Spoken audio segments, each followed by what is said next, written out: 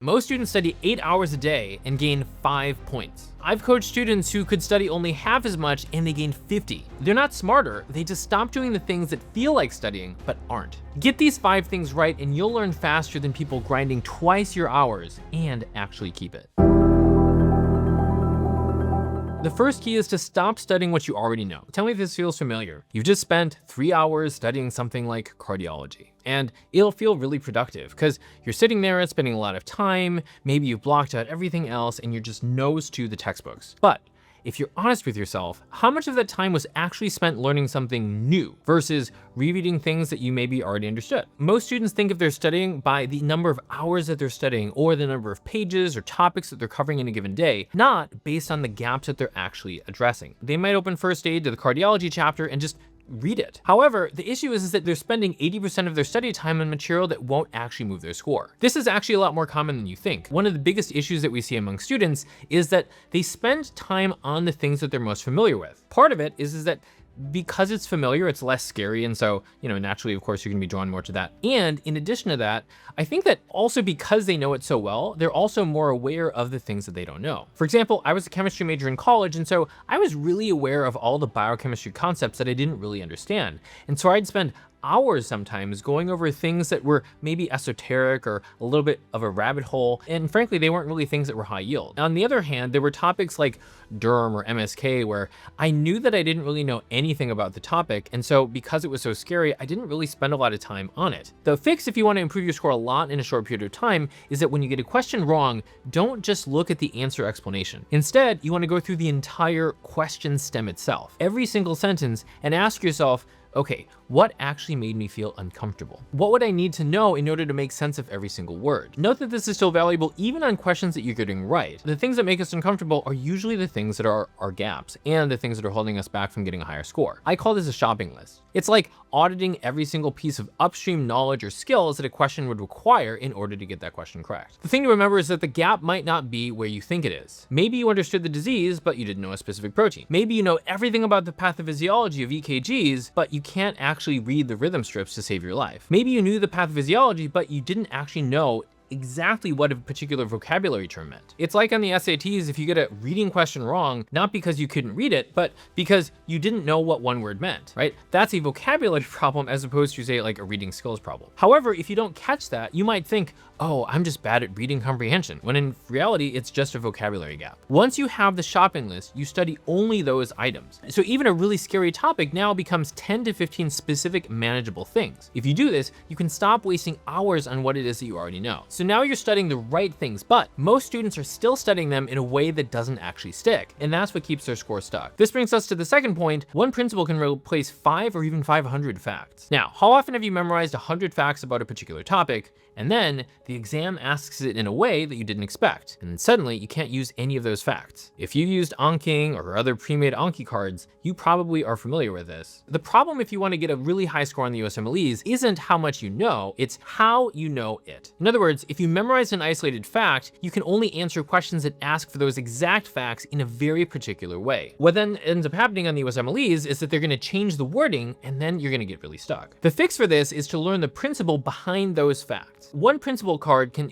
literally replace 5 or even 500 fact cards that you might otherwise be just cramming into your head. For example, a bad approach would be to take something like epidural hematoma and just memorize, okay, there's the middle meningeal artery that's gonna rupture and there's a lucid interval. A much better approach would be to say, okay, well, epidural hematoma, let's connect the pathophysiology with the way that it presents. An artery has much higher pressure, which means that the expansion of that blood is gonna happen much more quickly. This would contrast with something like, say, a subdural hematoma, which is coming from the bridging veins tearing, and because the veins are lower pressure, then it's going to be lower pressure system and therefore expand much more slowly, which means it's going to present much more slowly. Now, because I understand the principle, it makes a lot more sense. For example, one would be more likely to be asymptomatic versus symptomatic. A subdural hematoma is much more likely to be asymptomatic, again, because it's a venous system that's going to expand really slowly because of lower pressure, and so it may not even present at all. Now, that's a fact that I may not have memorized. However, because I understand the principle behind it,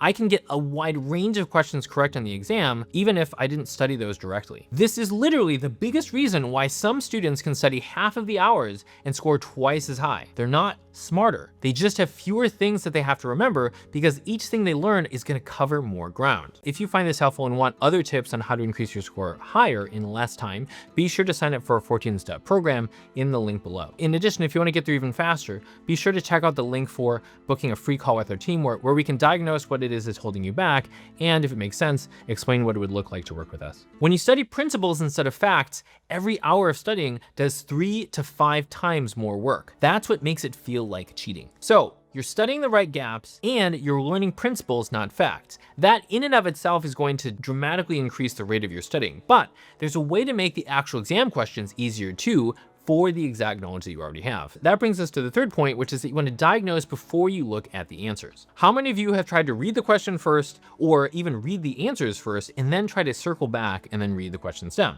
How often do you get stuck between two answer choices and they both kind of seem right, and you go back and forth for minutes, and then you pick one, and then you get it wrong, and then you realize that your first instinct was actually correct, but you don't exactly know how to fix it. This can happen multiple times per block, and each time that it happens, it can burn through not only your time, but also your score and confidence. The key thing to remember is that the National Board of Medical Examiners, the NBME, which is the organization that writes the USMLEs, designs every question to be answerable before you see the answer choices.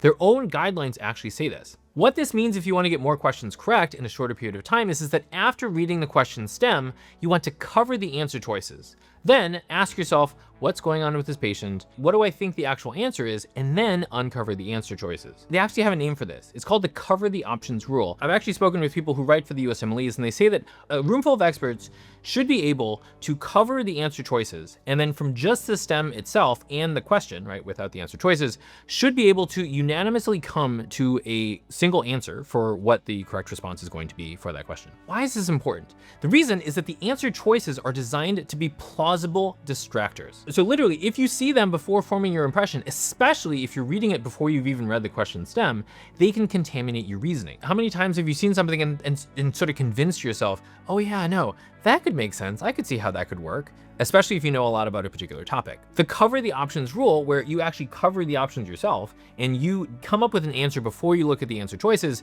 can help eliminate a lot of those. And so you can get a higher score, again, with just the knowledge that you already have. When you answer it first before looking at the answer choices, one of two things will happen. Either your answer is right there in the answer choices, which is like an instant confidence boost and you can move on relatively quickly, or it's not, which frankly tells you something important about how you're reading the question itself. Students who do this consistently report spending less time per question while getting more questions correct. And because they're perseverating on questions less, it also allows them to get more questions correct at the end of the test where, especially if they're struggling with timing, it can help you because you'll have more time on the questions at the end of each block. Those three things can change what happens during study time. This next one changes what happens between study sessions. That is to stop relearning what you already studied but forgot. Now, let's say that you study something today. 2 weeks later, it will most likely be gone if you're anything like me. And then 2 weeks later, you probably won't realize it until maybe you take a practice test and you realize, oh my God, I've got to go back and I've got to relearn it. Then 2 weeks later again, it's gone again. Now, if you've ever been stuck in the cycle of learning and forgetting the same material over and over, then it may feel like you're making zero progress. And frankly, that's what happens to a lot of people that we work with. They'll be studying for a long time on their own. If they're honest with themselves, everything that they're studying are things that they've learned previously, which means that almost everything that they're learning is actually relearning because they forgot it in the first place. Now, we all know that the brain forgets on a predictable curve. You also know, if you're familiar with spaced repetition, that if you review something at the exact right moment, like right before you're gonna forget it, the memory locks in longer. And every review that you do stretches out that interval. For those of you who don't know, I have used Anki every day pretty much for the last 17 years. And over those 17 years, I have been able to retain everything important that I put into my flashcards. Today, I only have to study about 30 minutes a day in order to remember more than 20,000 flashcards worth of material. This helped me to score not only in the top 0.1% on step 1, but also to basically not have to study for most of my shelf exams, step 2, step 3, and despite only studying for one of my anesthesia board exams, I was able to score in the top 10% on the vast majority of them, even though I only studied for the first one. The reason why this is so powerful is that if you just never forget the things that you learn, especially if you use something like spaced repetition, it becomes this massive unfair advantage. The key that most people miss is that you have to combine this with the earlier principles that we've talked about. In other words, you Your cards actually have to test principles, not just memorize a bunch of facts, right? If you've seen a lot of the pre-made flashcards that just sort of float around, it's like memorizing random facts. And so people will know these like random word associations, but they won't actually understand how to use them, and they won't actually be able to apply it on an actual exam. So for example, if your Anki card just says drug, what's the side effect? It's okay, but you're just gonna create a lot more work for yourself. Instead, if you can make a principle-based card, you're gonna not only need fewer cards, but your retention is gonna be better, and you're gonna have less time you're gonna need to spend on Anki every single day. This is why I only have to spend about 20 to 30 minutes a day to remember everything that pretty much I've ever studied that I wanted to remember. So while other students are rereading first aid for the third or fourth time, you will be done reviewing everything in literally under an hour. So we're focusing on the right things in the right way and making sure that we never forget it. This last thing has nothing to do with how it is that you study, it's about how it is that you answer questions. And that is one of the biggest keys to unlock the highest score possible in the shortest period of time. That is to stop answering questions like a lawyer. Now, how often do you get stuck between two answer choices and you're like, oh man, this one answer choice really makes sense, but there's something that doesn't quite fit. And then you start building a case for why that answer may not be the right answer. And then the other answer starts to look more appealing. I was working with a student and she was studying for step 2 and she got a question on Klinefelter syndrome. And she was interested in pediatrics, and so she knew Klinefelter really, really well. However, the patient did not have one aspect, right? Everything else was classic, but the patient wasn't tall. And as a consequence, they were like, oh, I don't know, this isn't really the classic Klinefelter patient. This must not be right. So they threw out Klinefelter and then they chose another answer choice. If you've ever experienced this, where you were stuck between two answer choices, you kind of lean towards one, but you're like, nah, it doesn't really fit. You threw it away, chose the other answer, and got it wrong. That is what we call being a lawyer.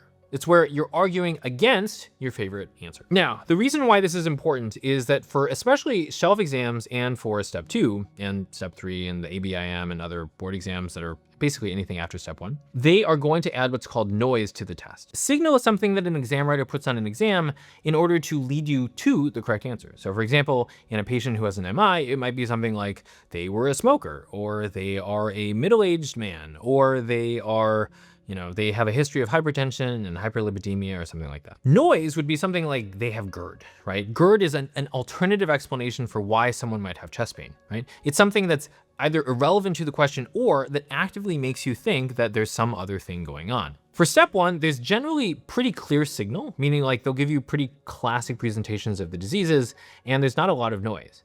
However, for every board exam after that, like shelf exams and step 2 and step 3 and ABIM and all the other sort of adult board exams, all the other specialty board exams, for the most part, there's going to be more noise and weaker signal. So oftentimes people, when they're getting stuck between two answer choices, it's because the answer that they're looking for is a perfect answer, but in reality, there are no perfect answers because there's gonna be some degree of noise and the signal is not gonna be super strong. As a consequence, you can't be the lawyer, right? You can't be that person where, oftentimes, I think like in high school or in college, maybe we got used to answering choices or going through exams by saying, okay, well, I know this answer can't be true because it's not perfect, right? No, this answer, this thing doesn't quite fit, and so I'm gonna eliminate this answer. That works for a lot of exams, but not for the USMLEs, especially shelf exams and beyond. The USMLE instead needs you to be a judge, needs you to weigh all of the evidence equally before deciding what the answer is going to be. One technique I find particularly helpful is to rule in before ruling out. That means instead of eliminating wrong answers and being like, oh, well, that's the reason why this one's not right, or oh no, this one certainly can't be right. Instead, look at the reason why an answer could be correct, like why did they include it, and then say why the answer might not be correct. The thing that would argue for Klinefelter is that they have the actual karyotype, and they've got gynecomastia and some other classic things. The thing that rules it out, they're not tall, and I would have expected them to be tall. Now granted, it's not a perfect answer, but there's a lot of things that argue for it, and there's only one that's arguing against it. When you compare it against sort of the alternative answer choice, which I don't recall at the time, I don't know, maybe they chose congenital adrenal hyperplasia. You could say like, well, really the only thing that would kind of fit is that they're not really tall, which I would have expected for Klinefelters, but the rule out is like, it doesn't fit for any of the other things that I would expect for congenital adrenal hyperplasia. Now that I can compare both answers side by side, it becomes a lot more obvious that while Klinefelters is not the perfect answer, it is certainly a better answer than the alternative that I was considering. And the reason for this is all because I didn't eliminate it quickly just because it wasn't perfect. This is particularly important for hard questions, the ones that separate someone who's getting 220s and 230s from someone who gets the 250s, 260s, or 270s on step 2. Because Oftentimes 2 to 3 answer choices are going to be plausible. Elimination gets you to maybe 50-50, but ruling it in before you rule it out can get you to the right answer. This one shift can flip 2 to 5 questions per exam block, now that the blocks are now 20 questions each. This can literally be the difference of 15 to 30 points on your final score from something that literally doesn't change your knowledge at all. It's just in how it is that you're using it. These are 5 shifts. You can study for the USMLEs faster than anyone as long as you study the right gaps, learn principles, not facts, diagnose before you look at the answer choices, lock it in with spaced repetition, and reason like a judge. None of this requires more hours. Instead, it requires better hours. If you want to see exactly how you can use this to guarantee a 260 plus in step 2, even if you haven't even started studying for step 1, be sure to check out this video.